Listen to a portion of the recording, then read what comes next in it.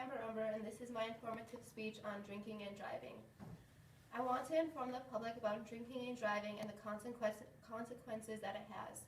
Drinking and driving sounds cool until the consequences and the statistics happen to you. People think drinking and driving is no big deal. What if you had to tell a family that you killed their son or daughter? Drinking and driving happens in movies and in real life. But in real life, the director cannot say cut and the scene just ends. In the area where I live, I know many families that had to have buried their son or daughter because of drinking and driving. Many were high school students and in sports and had a full life ahead of them, but it was cut short because of drinking and driving. Every 53 minutes in America, a life is lost because of drunk driving. That adds up to 27 people every day. Children and teens who get involved in alcohol at a young age are 7 times more likely to be an alcohol-related crash when they're younger or when they're older. I am now going to share some information on the consequences, the statistics, and some solutions of drinking and driving. The consequences of drinking and driving are harsher now than they have ever been. Judges are now getting stricter and harsher with fines and penalties. Now there are loss of driving privileges and a suspension of your license. Jail time, attorney fees, and court costs are now more expensive also. The worst consequence of a drunk driving accident can be telling a family that they killed or injured their son or daughter. Statistics may have gone down on drinking and driving, but it is still happening. A fact is an estimated 32% of fatal car crashes involve an intoxicated driver or pedestrian.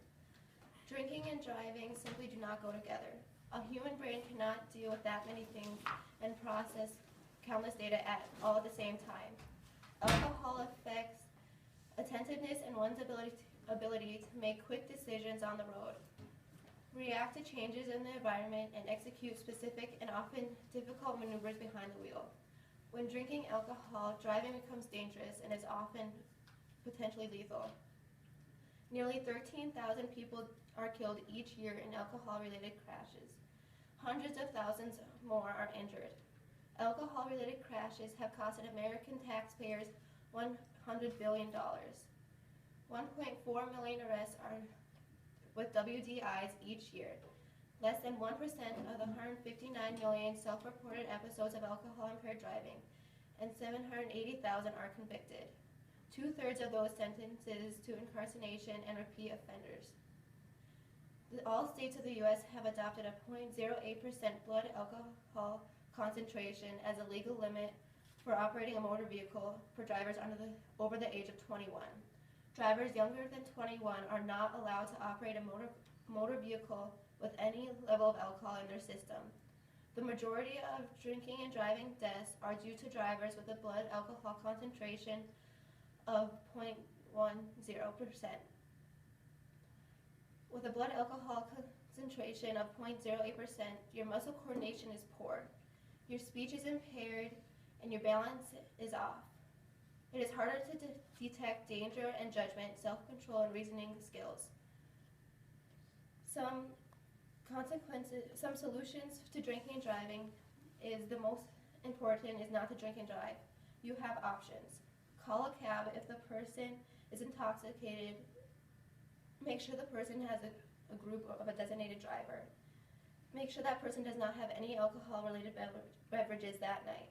Hide or take the keys from the impaired driver. You could save a life. When you drive, you want to protect yourself and others you love. So be alert and watch out for impaired drivers.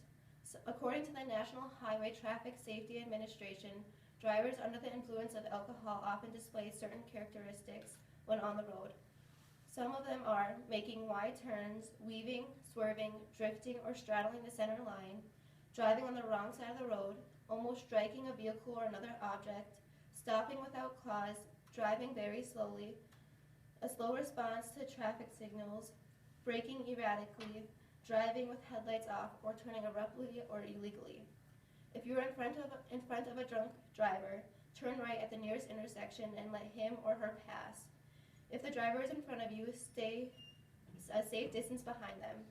Call the police station, and if you're on the cell phone, follow the directions of the dispatcher.